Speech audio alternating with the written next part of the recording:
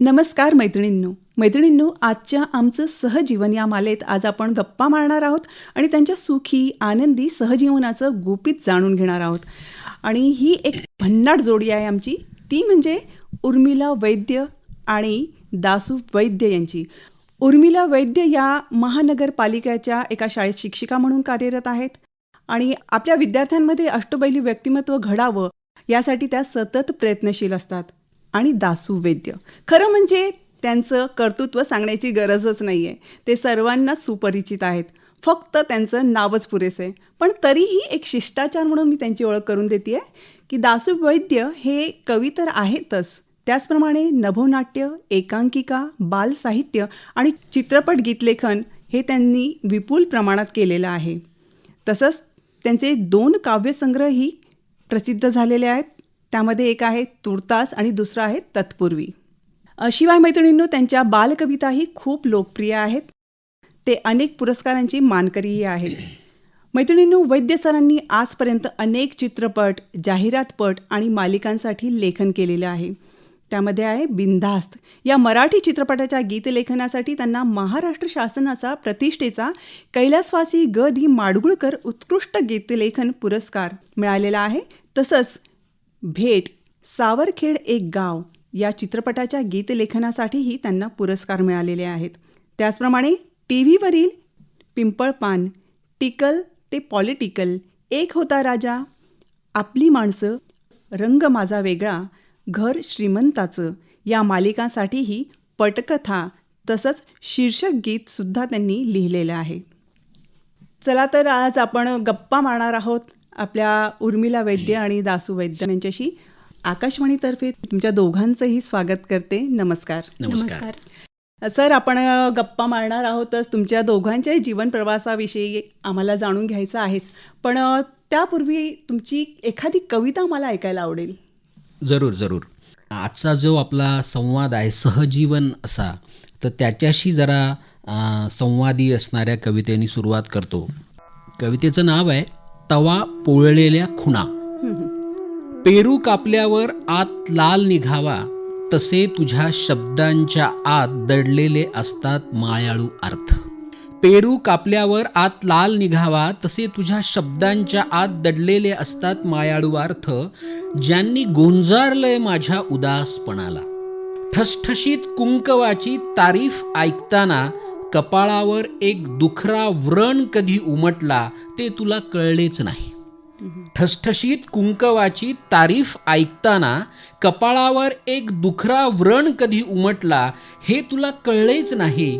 पदर खोचून फिरत राहिलीस, पण तुझ्या पायांना बांगड्यांचा काचकोर चुकवता आला नाही. भरत राहिलीस अंगणातल्या रांगोळीत लाल रंग, भरत राहिलीस अंगणातल्या रांगोळीत लाल रंग, जो ठिबकलाय तुझ्या पायांच्या भेगातून, जो ठिबकलाय तुझ्या पायांच्या भेगातून. पाळण्यावरच्या चिमण्या चोच उघडत नाहीत, भिंतीत लावलेल्या आरशातला चेहरा धूसर होत गेलाय. पाळण्यावरच्या चिमण्या चोच उघडत नाहीत, भिंतीत लावलेल्या आरशातला चेहरा धूसर होत गेलाय. दारावरच्या तोरणातली आंब्याची वाळकी पानं वाऱ्याबरोबर बेसूर वाजतात. आणि तुळशी समोर दिवा लावताना तुझ्या हातावरच्या तवा पोळलेल्या खुणा अधिकच स्पष्ट दिसायला लागतात.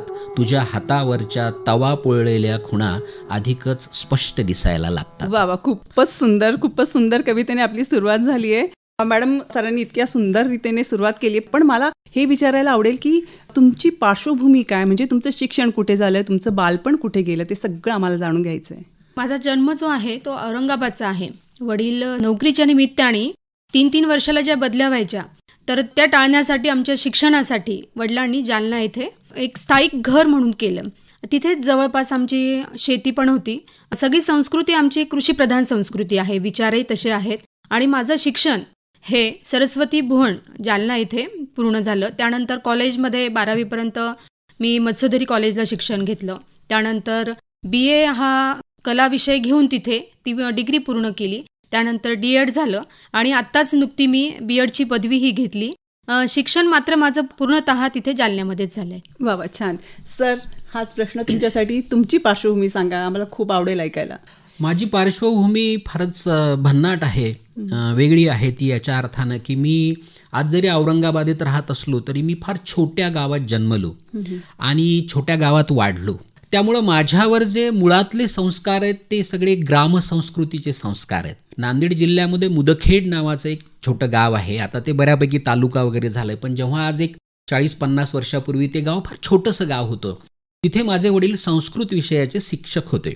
त्याच्यामुळं तिथे मी जन्मलो, तिथे वाढलो आणि त्या गावाचा एक जो संस्कार माझ्यावर झाला. छोटंसं उदाहरण सांगायचं तर आमच्या घरात अलाराम असं वाजणारं घड्याळ नव्हतं. तर सकाळी एक दरवाजावर 7:30-7:30 दरम्यान एक गोंधळी येत होता आणि तो सुंदर गोंधळ म्हणत होता. तो गोंधळ ऐकून मी जागा होत होतो. म्हणजे ही जगण्यातली समृद्धी म्हणता येईल ती मी लहानपणी अनुभवली. या सगळ्यामध्ये मी सामील असायचो. शेत, मळे, डोंगर हे सगळे माझे प्रिय होते. म्हणजे शाळेपेक्षा मला शाळेतल्या वर्गापेक्षा त्या खिडकीतून दिसणारा बाहेरची जी चौकट होती, कॅनव्हास लँडस्केप होता, तो माझ्या फार आवडीचा होता. आणि मी कित्येकदा त्याच खिडकीतून उडी मारून शाळेतून पळून पण जात होतो. आणि तिकडे जाऊन माझी एक स्वतंत्र शाळा होती जी माझ्या पद्धतीनं भरायची, माझ्या पद्धतीने सुटायची. अशा शाळेतला मी विद्यार्थी आहे. 4थीपर्यंत 5वीपर्यंत मी हेच करत होतो. पण नंतर मात्र मग मला 4 भिंतीच्या शाळेत बसावं लागलं. पण त्या खुल्या शाळेनं मला जे काय दिलं ती अत्यंत वेगळी गोष्ट. म्हणजे तुम्ही तुमचं बालपण अगदी भरभरून मनसोक्त जगलात ते म्हणायला हरकत नाहीये. मॅडम, तुमचं लग्न कसं जुळलं? म्हणजे तुमची आणि सरांची भेट कधी आणि कशी झाली? माझी मैत्रीण ते तिथे जिथे राहत होते, ज्या कॉलनीमध्ये, तिथे माझी मैत्रीण असायची. तर एक दिवस हे जात असताना पाठमोर मला तिने दाखवलं की हे दासू वैद्य कवी. पण तेव्हा कमी म्हटलं हां ठीक आहे, ओके. तर नंतर आम्ही निघून गेलो. पण काही दिवसानंतर वडिलांचे जे मित्र आहे ते यांचे कलिक पण निघाले. त्यांनी हे स्थळ सुचवलं. आणि तरी आता हे कवी, प्राध्यापक आणि जरा यांची नाती वगैरे सगळे नांदेड वगैरे तिकडे नातेवाईक, कुठले जवळपास ओळखीचं नाही वगैरे. आणि मग वडिलांनी ठिकाण द्यायचंय बाबा आपल्याला, तर सगळी विचारपूस आधी केली. मग या पद्धतीने त्यांचं ठिकाण आल्यानंतर मग आमचं दाखवण्याचा जो कार्यक्रम झाला तर ते तर सांगण्याची गंमतच आहे. कारण हे रसायन जरा वेगळंच आहे, म्हणायला हरकतच नाही. तर आपल्याकडे काय जनरली होतं दाखवायचं म्हणजे मग आई वडील असतात, नाती असतील, त्यांना घेऊन येतात. पण हे यांचे कलिग सगळे जे मित्र होते त्यांना घेऊन आले. मी म्हटलं तर बाप, हे काहीतरी वेगळंच आहे बाबा, म्हणजे दाखवायचा कार्यक्रम आणि ह्या पद्धतीने. आणि मी साध्या फॅमिलीतनं आलेली, कारण एवढा विचार माझ्या मनामध्ये कधी येणार नाही बाबा की असं काही असू शकतं.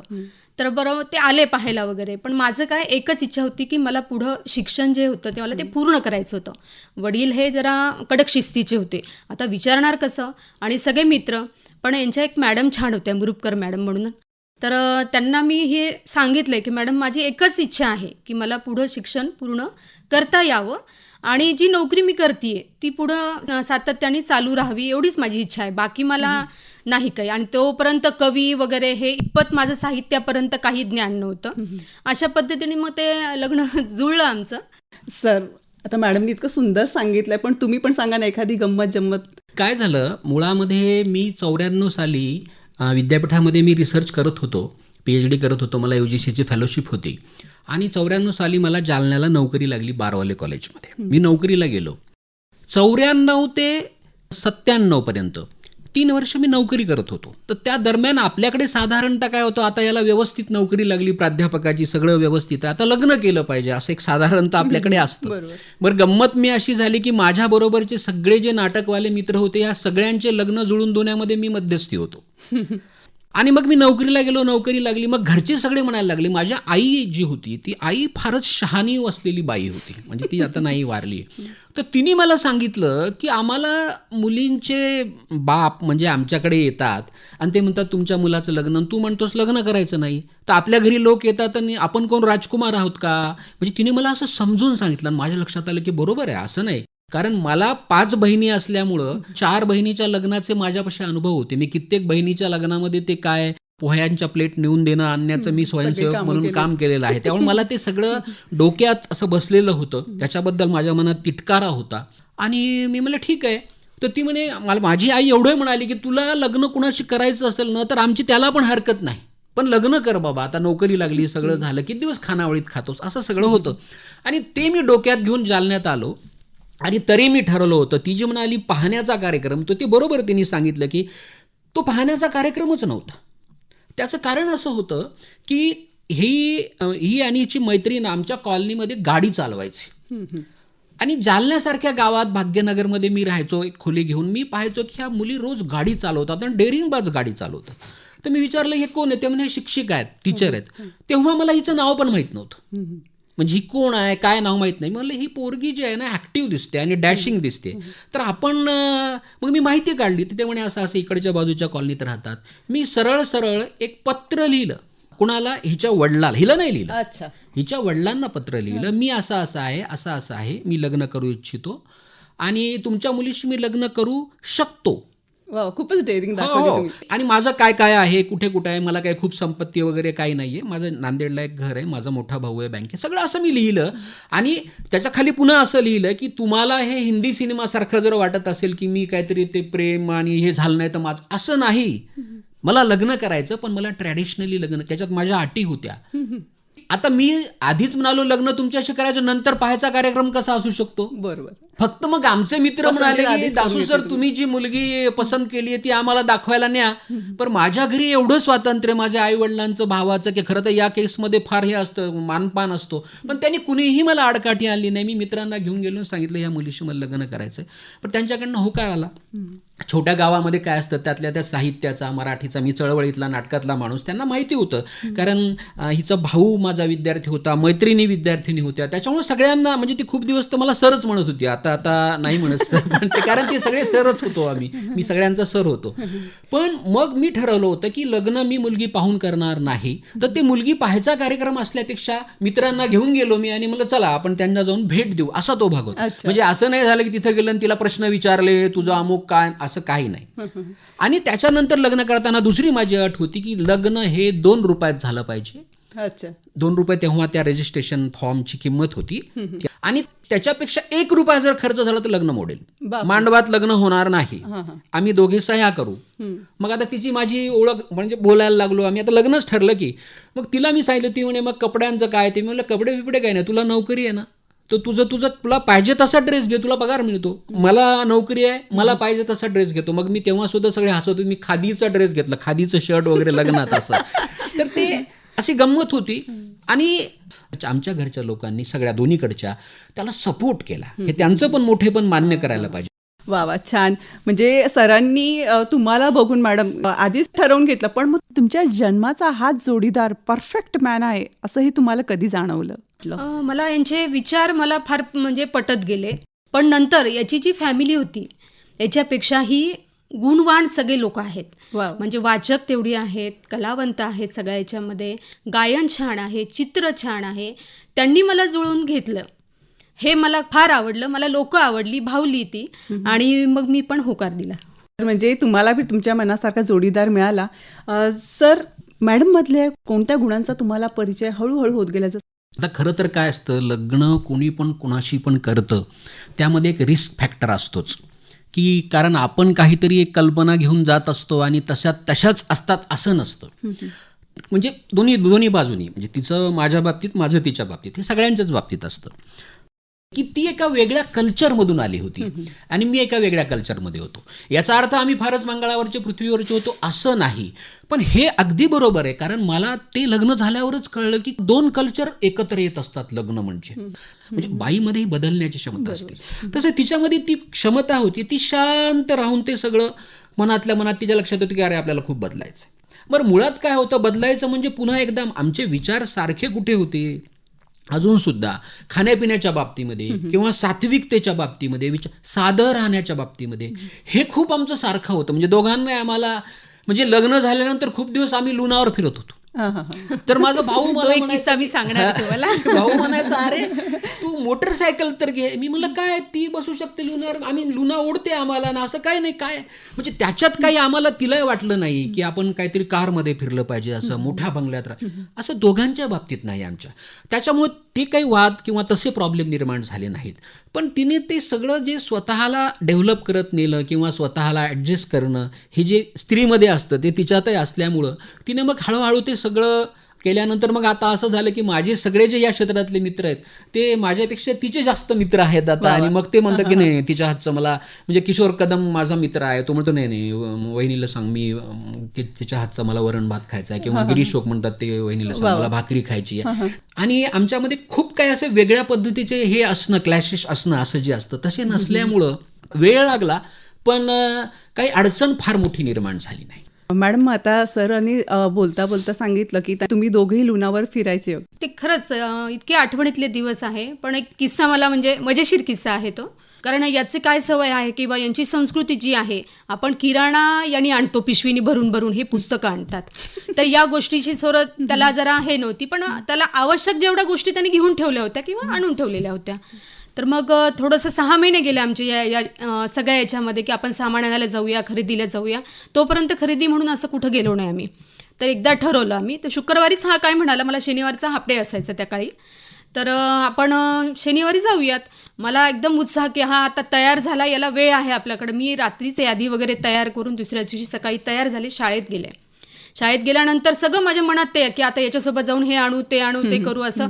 कारण तेव्हा वाहन म्हणून फक्त लुणाच होती तेव्हा आमच्याकडे. तर सगळं ठरलं वगैरे. मी आले, मग 4 वाजता आम्ही चहा वगैरे घेतला आणि त्यानंतर निघालो आम्ही.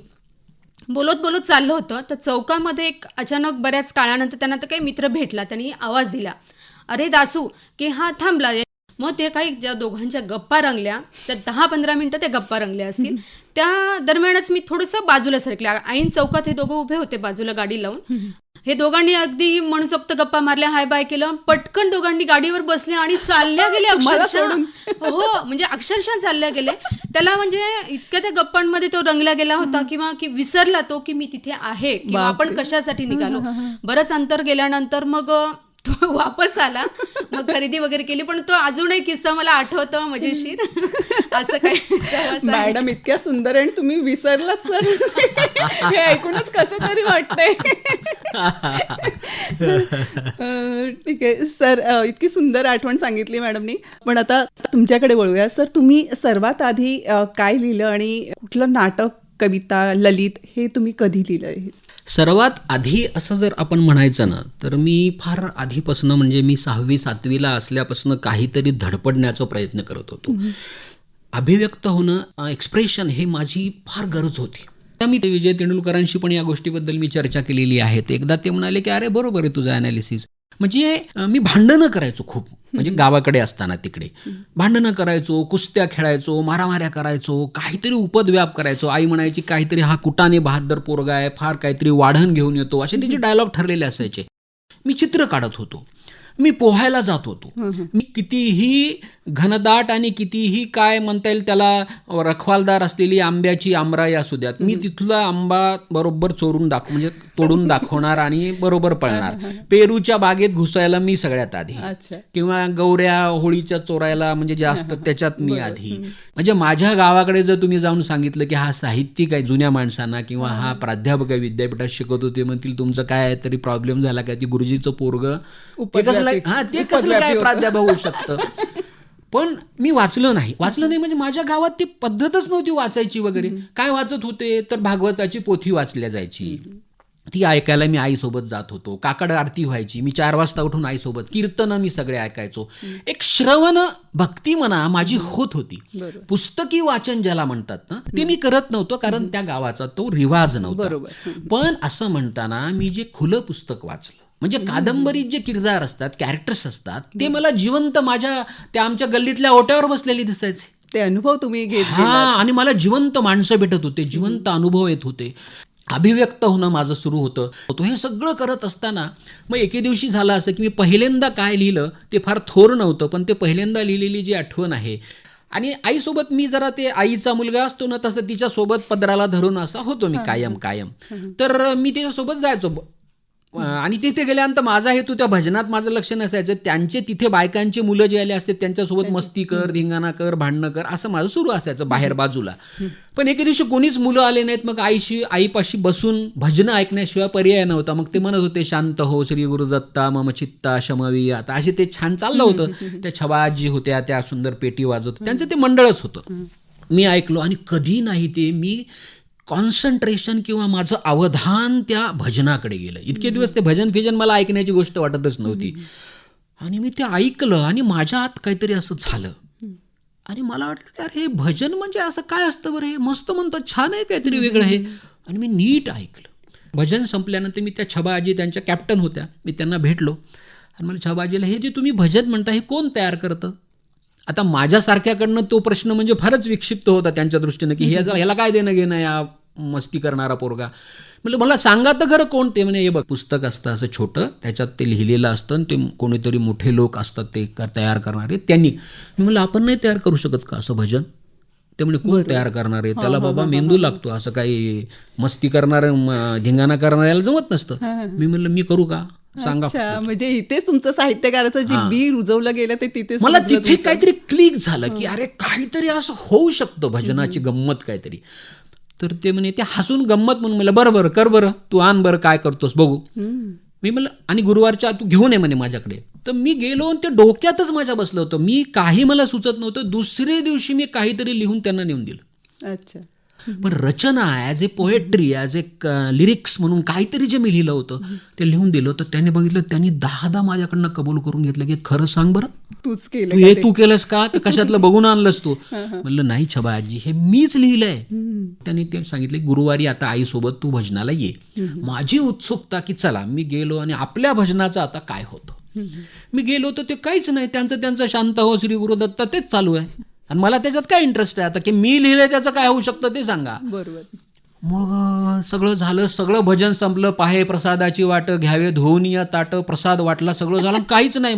आणि छबा आजीकडे मी बघायला लागलो असा गरीब चेहरा करून, की माझ्यावर अन्याय झाला असं जे काय असेल ते. मग त्या म्हणाल्या, थांबा आता, सगळ्या बायकांना म्हणे थांबा, मी आज तुम्हाला एक नवीन पद ऐकवणार आहे. माझी आशा जिवंत झाली की अरे काहीतरी होऊ शकतं. आणि त्यामुळे ऐका, मी चाल दिली आणि त्यांनी ते मी जे लिहिलं होतं ते म्हणून दाखवलं. वा वा. काहीतरी ते असं असावे सद्गुरू आपले छान वगैरे असं काहीतरी होतं ते. आणि ते म्हणल्यानंतर सगळ्या बायका म्हणे की अरे हे चांगलं भजन आहे, कोणत्या पुस्तकातलं आहे, कुठलं मिळालं तुम्हाला? आणि त्या छबा आजीपाशी एक ड्रॅमॅटिक असा एक सेन्स होता. आणि त्यांनी सांगितलं की नाही म्हणे, हे कुठल्या पुस्तकातलं नाही, थांबा मी तुम्हाला सांगते ह्या भजनाची गंमत. हे भजन हे याने लिहिलंय. आणि सगळ्यात तेव्हा अविश्वासाने, आश्चर्याने, आनंदाने माझ्याकडे बघत कोण असेल तर माझी आई बघत होती की हा असं पण काय करू शकतो. आणि ते आई जी बघत होती त्याच्यामध्ये जो काय आनंद होता किंवा तिला काहीतरी जे होतं ना, त्या नजरेतून जे मला मिळालं की एवढा मोठा पुरस्कार मला आता कोणीतरी देऊ शकेल जगात असं वाटलं. अगदी बरोबर. ते संपल्यानंतर सगळ्या बायकांनी पंचपळातली चिमुट साखर मला खायला दिली. कोणीतरी गालगोच्चे घेतले, बोट मोडले. आणि ते माझं पहिलं लेखन होतं. करत म्हणजे तुमची गीतकाराची सुरुवात तिथूनच झाली असं म्हणायला हरकत नाही. सर, मग याच्यानंतर तुम्ही लिहिते झालात, तुम्ही गीतरचना करायला लागलात, तर एक गीतकार म्हणून तुमचा अनुभव कसा होता? लीना मॅडम, मुळामध्ये काय आहे, मी जरी सुरुवातीचं ते भजन वगैरे म्हणालो लिहिलं असलं तरी मला एक फार म्हणजे निखळ जाणीव आहे की मी कवी आहे, मी पोएट आहे. मग माझ्या कवीपणाला या फुटलेल्या फांद्या आहेत. म्हणजे त्याचं लिरिसिस्ट असणं किंवा त्याचं लहान मुलांसाठी लिहिणं, अर्थात मी लहान मुलांसाठी पुन्हा कविता लिहिल्या, गोष्टी लिहिल्या, किंवा मी काहीतरी फिल्मसाठी लिहितो, मी नभोनाट्य लिहितो, मी एकांक्या लिहितो, हे माझ्या कवीपणाला फुटलेल्या फांद्या आहेत.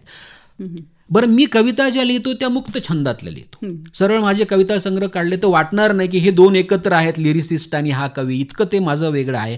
आणि मी हे दोन माझे कंपार्टमेंट पाळलेले आहेत. मी दासू नावाने लिरिक्स लिहितो आणि दासू वैद्य नावाने कविता लिहितो. तर झालं असं, मी कविता लिहित होतो, सगळं ते होत होतं. आणि 1999-2000 दरम्यान निमाकडे मी वळलो तर चंद्रकांत कुलकर्णी 2000च्या दरम्यान बिंदास नावाची फिल्म करायची ठरवलं. आणि त्याने मला एक दिवशी फोन केला आणि मला म्हणे, दासू तुला बिंदासचं गाणं लिहायचं आहे. मी म्हणलं नाही यार चंदू, आपलं काय कविता लिहिणारा माणूस आहे, मी काय गाणं फिणं नाही लिहित. ते म्हणे असं नको करू, तू लिहू शकतोस गाणं. कारण तेव्हा मी महावीर जोंधळे यांच्या आसवगाळती कासव कादंबरीवर एक नाटक लिहिलं होतं, रूपांतरित केलं होतं, त्याची गाणी लिहिली होती, ते त्यांनी ऐकली वगैरे होती. तेव्हा नाही तू लिहू शकतोस. मग त्यांनी मला फार छान सांगितलं, तू असं काय मानतो म्हणे की कविता लिहिणाऱ्याने गाणं लिहिणं. चांगलं गाणं लिहिणं ही काही साधी गोष्ट नाही आहे, ही चांगल्या कवीचं लक्षण आहे. आणि गुलजार बघ म्हणे, महानोर बघ, असं फिसं त्याने मला छान समजून सांगितलं. आणि मी बिंदासचं पहिलं गाणं लिहिलं, आणि त्या गाणं लिहिलं, आणि ते पहिलंच गाणं, तो सिनेमा एवढा बंपर असा सगळीकडे हे झाला, आणि त्याला मग ते महाराष्ट्र शासनाचं ती बाहुली मिळाली पहिल्याच गाण्याला. आम्ही कॉलेजमध्ये असताना पिक्चर आम्ही मैत्रिणींनी बघितला, खूपच सुंदर सिनेमा आहे तो. मॅडम, आता सरांनी इतक्या छान आठवणी सांगितल्या, त्यांच्या लहानपणीच्या पण आठवणी सांगितल्या की सर उपद्व्यापी होते किंवा डॅशिंग होते, पण किचनमध्ये असं कधी त्यांनी त्यांची अशी उपद्व्याप किंवा असं ॲडव्हेंचर्स असं कधी दाखवलं? काही मदत वगैरे करतात का तुम्हाला? तो उत्तम ब्लॅक टी तयार करतो, खूपच म्हणजे त्याच्या त्या ब्लॅक टी पासून म्हणजे आमचा दिवस तिथून सुरुवात होतो खरं तर. आणि बाकी पदार्थ वगैरे पण तिकडे त्याला मी वळू दिलं नाही, पण त्याला आवड आहे. प्रत्येक मी जे पदार्थ केले त्याचं तो रिप्लाय लगेच देतो, काय आहे काय नाही.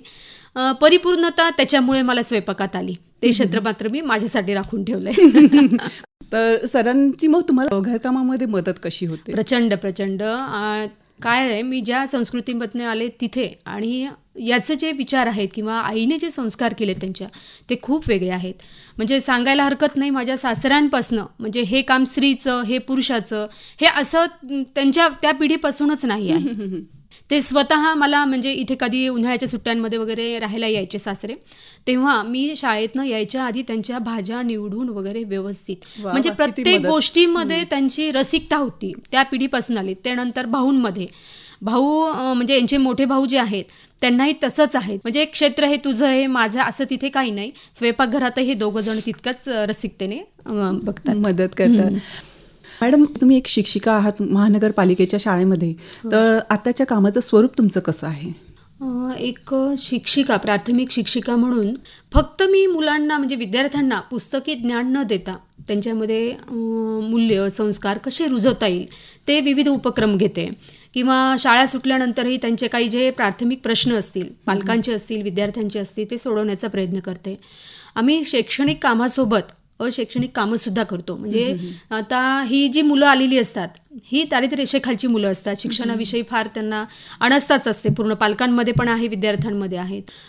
त्यांचे प्राथमिक हे म्हणजे त्यांना शिष्यवृत्त्या कुठल्या मिळल्या जातात सरकारकडनं किंवा शासनाकडनं, जे काही मिळतं ते सुद्धा त्यांना माहीत नसतं. ती माहिती करून देणं, एवं त्यांचे आधार कार्ड, माझ्या जे आता वर्गातील जे विद्यार्थी आहेत 100% विद्यार्थ्यांचं मी आधार कार्ड काढून घेतलेत, स्वतः फॉर्म भरले, त्यांना सेंटरवर नेलं आणि त्याच्या प्रिंट आणून मी पालकांना दिल्या. त्यानंतर आता त्यांना ज्या योजना मिळतात त्यासुद्धा मी ऑफिसमध्ये जाऊन त्याचे फॉर्म आणून ते भरून पालकांना दिले. यात म्हणजे इतका आनंद आणि एकनिष्ठपणे मी ते सगळं करत असते, कारण विद्यार्थी माझं दैवत हे मानून मी सगळी सेवाही करत असते. अगदी अगदी. मॅडम, तुम्हाला एक मुलगी पण आहे आणि तुम्ही दोघं मिळून तिचं संगोपन कसं करतात आणि काय काळजी घेतात की तिने एक चांगले व्यक्ती म्हणून घडावं याच्यासाठी? मी याच्या संस्कृतीमध्ये असं आहे की याच्या मोठ्या भावानी पण एकच मुलगी होऊ दिलेली आहे. आम्ही पण असं आधीच ठरवलं होतं की आपल्याला जे मुलगा मुलगी काय होईल, पण असं फॅमिलीमध्ये असं काही नाही मुलगाच पाहिजे किंवा मुलगी पाहिजे असं काही आमचं ठरलेलं नव्हतं. जे काही होईल ते उत्तम असावं. पण इतकी गोड मुलगी झालेली आहे, तिचं नाव अन्वई, ते पण यांनीच ठेवलंय. तर माझ्यापेक्षा आता दिवसभर ती माझ्याजवळ असते, पण खरं नातं तिचं बाबासोबत आहे. ते माझ्यापेक्षाही तो चांगल्या पद्धतीने सांगेल असं मला वाटतं. बरोबर आहे. आणि सरांना हा प्रश्न होताच आमचा की सर, अन्वई तुमच्या खूप जवळची आहे, म्हणजे तिचं नातं म्हणतात ना की एक मुलगीचं आणि एक बापाचं नातं हे खूप जवळचं असतं, तसं तुमचं नातं आहे. मुळात काय झालं, माझ्या एक लक्षात येतं जेव्हा मी अशा नात्याकडे पाहतो तेव्हा माझ्या लक्षात येतं की मी छोट्या गावात राहिलो. मग लहानपणी मी काय तेव्हा बहीण भावांची नाती पाहिलेत, बाप लेकीचं नातं पाहिलं आहे, आणि त्याच्यामध्ये मला खूप काही राहून गेल्यासारखं वाटत होतं. आता तेव्हा तर मी काहीच करू शकत नव्हतो किंवा तेव्हा मला ते काही सगळी समज तशी नव्हती, फक्त खटकत होतो. पण आता मात्र एक कटाक्षाने आम्ही असं पाळलं की ती आमची मुलगी आहे, एकुलती एक मुलगी आहे, पण ती आपली मैत्रीण होऊ शकते का, असा आमचा सारखा प्रयत्न असतो. त्यामुळं ती माझ्याशी ज्या पद्धतीने भांडणं करते, वाद करते, आणि तिचा पुन्हा डायलॉग असतो की म्हणजे ती मध्ये मध्ये, आता काय झालं, ती 8वीला गेली, एक साधारणतः हे सिलसिला 4वी 5वी पर्यंत चालू होता की मारा मार्या, कुस्ती खेळू आपण. आता कुस्ती कसे काय खेळू, कुस्ती खेळू आपण दोघं जण. आणि त्याच्या मागे एकच होतं की ती म्हणायची मग मी कोणासोबत खेळू, बरोबर तू सांग मला, मी कोणाशी भांडू. म्हणजे मी जर दाढी करत उभा असलं तर मागून जाऊन मला अशी काहीतरी मारून जाणार ती. बारीक खोड्या हा, ते अजून चालू असतं. वडिलांचा गुण आलाय असं वाटतं. आणि ते दोघं फक्त एक होतं की याच्यामधलं एक सांगायचं राहिलं किंवा ते कबूल केलं पाहिजे की तिच्या अभ्यासाचा जो भाग असतो तो मात्र पुन्हा एकदा माझ्याकडे नाही. कारण मीच अभ्यास वगैरे करणारा माणूसच नाही. मी असे 10 कादंबऱ्या वाचील, मी 25 पुस्तकं वाचून टाकील, पण अभ्यास करायचा असं म्हणलं की मला आज पण, म्हणजे शिक्षक म्हणून हे काही फार बरं नाही वाक्य, पण आता ते काही गोष्टी खऱ्या बोलल्या पाहिजेत. म्हणजे ही समजा शाळेत गेली, आम्ही दोघं आहोत, म्हणलं काय तुझं काय प्रॉब्लेम काय, नाही नाही ठीक आहे मी आईशी बोलते. काय नाही, मला जरा ते अभ्यासाचं विचारायचं. म्हणजे तिला माहिती की ह्याच्यात काही आपण, मी लक्षच घालत नाही. आणि मग ही मात्र तिचं ते सगळं अभ्यासाचं पहिलीपासून सगळं, म्हणजे सगळ्यात ग्रेट गोष्ट म्हणजे ही तिच्याबरोबर ती कर्सिव्ह रायटिंग वगैरे शिकली. मी सुद्धा म्हणतो मला शिकायचंय, मला शिकायचं, मला अजून ते लिहिता येत नाही, पण ती मात्र शिकली. तर ते तसं तिच्याकडे ते आमचं, आणि बाकीचं सगळं जे आहे अभ्यास सोडून जे आहे ते सगळं माझ्याकडे डिपार्टमेंट असतं. ते आमच्यात पद्धती. म्हणजे तिला खूप चांगल्या रीतीने माहिती आहे कुठल्या गोष्टी कोणाशी शेअर करायच्या. खरंच. सर, तुमच्या आई वडिलांच्या अशा कोणत्या आठवणी आहेत ज्या अजूनही तुमच्या मनात रुंजी घालतायत? आई वडील दोघेही नाहीत माझे. तर ते माणसं गेल्यानंतर आपल्याला कळतं की अरे हे सगळं असं प्रकरण होतं, असताना आपल्याला नाही कळत. म्हणजे आई तर इतकी जवळची गोष्ट असते की आपण खूपदा पाहतो असं की आई काय बोलत असते की थांब ग तुला काय कळतं, असं जे अगदी. म्हणजे मला फारच आश्चर्य वाटतं की अरे तुला जे कळालंय हे कोणी सांगितलंय, तिनेच सांगितलंय ना, तू तिला म्हणतोस. माझे वडील संस्कृतचे शिक्षक होते, स्कॉलर होते. आणि त्याच्यापेक्षा वडिलांचं मला आवडलेलं गोष्ट जी भावानी पण पुढे त्याच्यामध्ये आणली की आपली मतं दुसऱ्यावर लादायची नाही. माझे वडील प्रचंड धार्मिक आणि मी नाही म्हणलं तरी विरुद्ध त्याच्या. 10वी नंतर हे गृहस्थ म्हणजे हे वडील मला आहो जाओ बोलत होते. वा वा. हो, शेवटपर्यंत. हो. ते हिला पण आहो मला जाओ पण, सगळ्यांना घरातलं ते आहो जाओ बोलत होते. आता हे जे कल्चर आहे ना, म्हणून मी माझ्या सगळ्या विद्यार्थ्याशी आता आहो जाओ बोलतो. मी अरे तुरे बोलत नाही, शिपायाशी मी आहो जाओ बोलतो. किंवा आईचं पण पाहिलं तर म्हणजे कोणाला सांगितलं तर गंमत वाटेल, माझी आई तशी अशिक्षित होती, पण तिची शहाणीव ज्याला म्हणतात ना, विजडम ज्याला म्हणतात ना, ती एवढी अप्रतिम होती. आणि मला काय आवडायचं, त्या छोट्या गावात सुद्धा घरात कोणी पण आलं तर ती बैठकीत येऊन बसायची, चर्चेत भाग घ्यायची. म्हणजे मी हिला किंवा अण्वईला किंवा आमच्याकडे पुन्हा बायकांना हेच सांगतो की नाही तुम्ही त्याच्यात आला पाहिजे, बोलला पाहिजे, जे काय असेल तर तुम्ही. नाही तर खेड्यात कसं असतं, बाई म्हणलं की तिनं मध्ये जायचं, असं जास्त. आई येऊन बसायची. आईला वाचता येत नव्हतं तर आई आमच्याकडे आलेलं पोस्ट कार्ड पहिल्यांदा आईला वाचून दाखवावं लागायचं. त्याचं कारण वडील काय होते, वडील खूप संत स्वभावाचे होते, धार्मिक. त्याच्यामुळे ते व्यवहारात पडायचे नाही. पुन्हा व्यवहारात कधीच पडले नाही. वडिलांना माहिती नव्हतं कधी आपल्याला चप्पल घेणं आणि धोतर घेणं, त्यांनी कधीच आयुष्यात स्वतःसाठी काय घेतलं. पण आई सगळा व्यवहार आणि त्याचं सगळं मॅनेजमेंट करायची. त्यामुळे तिला ते पत्रात काय आलं ते माहीत असायला पाहिजे की आत्याकडे काय झालंय, मावशीकडे काय झालंय, कारण त्याचं तिला व्यवस्थापन करावं लागायचं. आणि माझ्यासारख्या मुलाला सुद्धा तिने ज्या पद्धतीने हँडल केलं, तिला माहित होतं की याच्यामध्ये काहीतरी एक आहे. म्हणून ती भावाला पण सांगायची नाही तुम्ही त्याच्या कलानी घ्या, तो करेल बाकी सगळ्या गोष्टी. आपण शिकतो, PhD होतो, डॉक्टरेट होतो, रिसर्च करतो, पण मला असं वाटतं ही खेड्यातल्या माणसामध्ये जे विजडम असतं ना, शहाणीव असते, ती आपल्यापेक्षा पार पुढे गेलेली असते. तिने किती पुरोगामी विचार करावा. म्हणजे मला वाटतं की या बाईने कधी सावित्रीबाई फुले आणि महात्मा फुले वाचलाय, तिला वाचताच येत नव्हतं, पण तिला तिथपर्यंत जाणारा विचार माहीत होता. माझी आई होती असं काहीतरी माझ्या कवितेमध्ये पण मी तिच्या कवितेशी तुलना केलेली की आई कशी होती माझी, ते आठवणाऱ्या एखाद्या आवडणाऱ्या कवितेसारखी तिची सगळं व्यक्तिमत्व होतं. त्या दोघांचा खूप दाट प्रभाव माझ्यावर आहे. म्हणजे प्रगल्भ व्यक्तिमत्व होतं आईचं आणि आंतरिक शहाणपण जे म्हणतात ते आईकडे होतं. सर, एकूण जो तुमचा वाङ्मयीन प्रवास आतापर्यंतचा आहे त्याच्यामध्ये मॅडमची साथ तुम्हाला कशी मिळाली, कशी लाभली आहे? काय होतं की ती जरी एक मोठ्या ह्याच्याने म्हणाली की माझं क्षेत्र नाही किंवा मी त्याच्यात हे होत नाही, पण काय लिहिण्यासाठी माणसाला आधी तुम्ही माणूस असणं फार महत्त्वाचं असतं. आणि माणूस असण्याकरता त्याला एक घर असावं लागतं. त्याचं माणूस पण शाबूत ठेवण्याचं काम घरातले लोक करत असतात. बरोबर. त्यामुळं प्रत्यक्ष जरी तिने मला एखाद्या माझ्या लेखनामध्ये असं नाही सांगितलं, कधीच नाही सांगितलं तिने. आणि मुळामध्ये कविता असा हा प्रांत आहे, तो काय विचारायची गोष्टच नसते, कोणाशीच विचारायची, मी लिहिलं ते हे असं आहे, असंच असतं ते. पण बाकी जो सपोर्ट असतो घरामधला, म्हणजे मी बरेचदा असं व्हायचं की त्या काळामध्ये तर मी रोज नाटक पाहायला मी औरंगाबादला यायचो आणि नाटक पाहायला औरंगाबादला यायचो. रात्री गाडी नसायची, ट्रकमध्ये बसून मी जालन्याला जायचो, रात्री 12-1 वाजता घरी जायचो. किंवा मी बरेचदा असं व्हायचं, साहित्य अकादमीची मला फेलोशिप मिळाली, 20 दिवस मी भारतभर फिरत होतो, तर तेव्हा ती एकटी राहून घर सांभाळत होती. किंवा बरेचदा असं होतं, किंवा माझे मित्र येतात, सगळे येतात.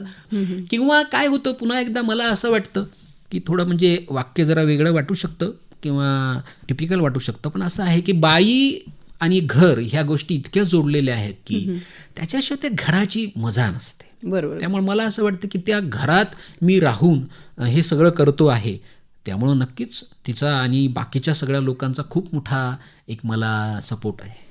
सर, तुम्ही इतरांसाठी म्हणजे खूप लिखाण केलेलं आहे, खूप कविता तुम्ही रचलेल्या आहेत, पण उर्मिला मॅडमसाठी तुम्ही कधी काही लिहिलंय का? म्हणजे आता खरं तर ह्या प्रश्नाचं उत्तर एका कवितेत पण असू शकतं. स्त्रीचं या नातेसंबंधामध्ये, सहजीवनातल्या नातेसंबंधातली ही कविता आहे. कविता अशी आहे, न्हालेल्या केसात शिल्लक राहिलेल्या ओलेपणासारखे. कवितेचं नाव आहे. वा वा. न्हालेल्या केसात शिल्लक राहिलेल्या ओलेपणासारखे. आठवड्यातून एकदा सुटीचं निमित्त साधून न्हालेले ओले केस खसाखसा पुसत ती दरवाजात निवांत. आठवड्यातून एकदा सुटीचं निमित्त साधून न्हालेले ओले केस खसाखसा पुसत ती दरवाजात निवांत. केस पुन्हा पुन्हा झटकते, केस पुन्हा पुन्हा झटकते.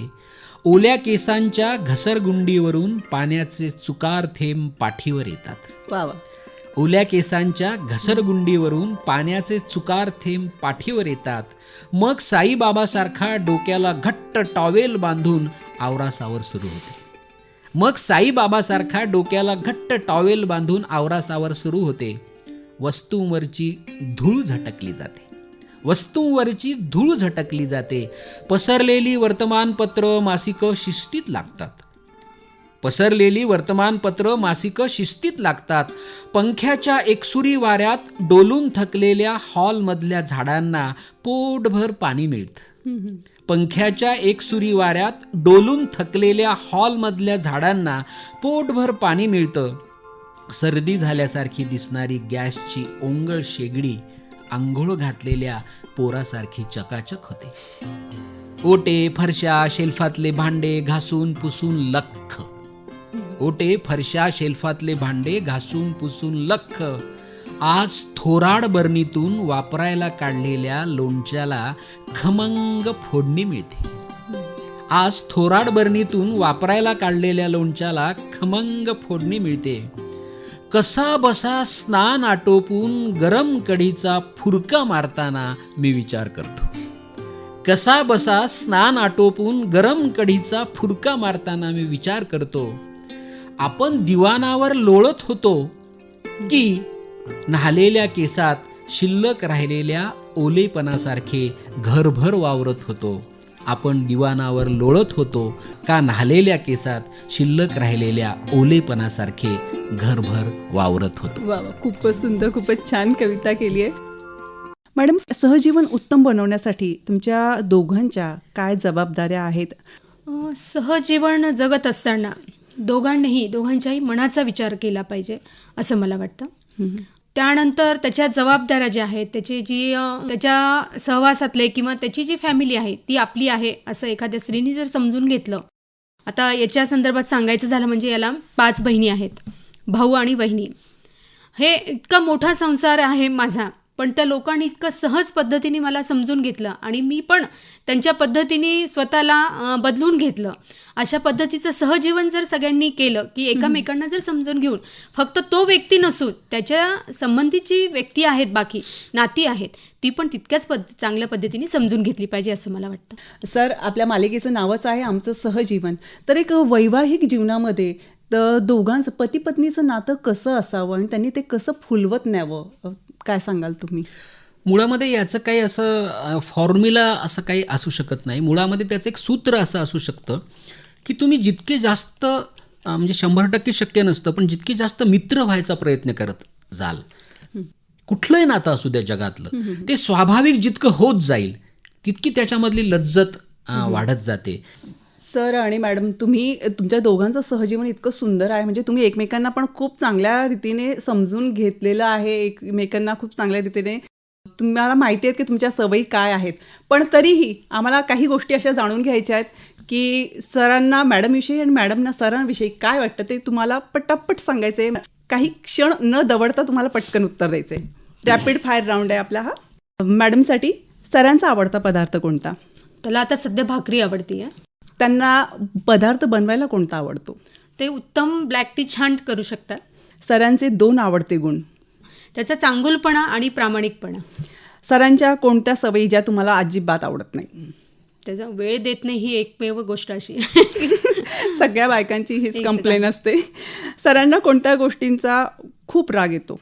आमच्या तब्येतीबद्दल किंवा आमचं जे काही आहे, वाचन असेल किंवा आहार असेल किंवा काय म्हणता येईल त्याला व्यायाम करणं वगैरे असेल, अशा गोष्टीचा त्याला राग येतो की ते नियमितता त्याच्यामध्ये असली पाहिजे. एवढंच त्याचं म्हणणं असतं. म्हणजे सरांना राग येत असतो याची चिन्ह काय असतात?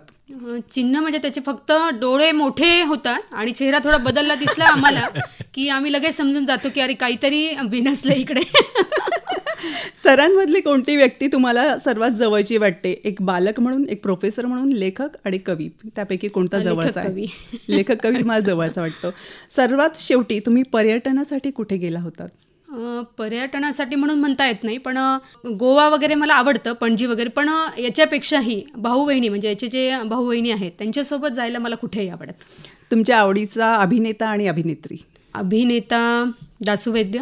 अभिनेत्री मात्र मला नंदिता दास म्हणून जे आहेत त्या मला प्रचंड आवडतात. वा वा, खूपच छान. मॅडमनी खूप सुंदर उत्तर दिले. आता सर, आता बॉल तुमच्या कोर्टात, म्हणजे आता तुम्ही प्रश्नांची उत्तरं द्यायची आहेत. तिला एक नव्याने छंद चित्रकलेचा लागलेला आहे. तिथं चित्र, वारली पेंटिंगचा. मॅडमच्या आवडीचा साहित्यिक कोण तुम्हाला सोडून? ती असं खूप वाचन असं नाही करत फार काही अशा अर्थाने, पण तिने माडगुळकर वगैरे असे वाचलेले आहेत, फार नाही वाचलेत.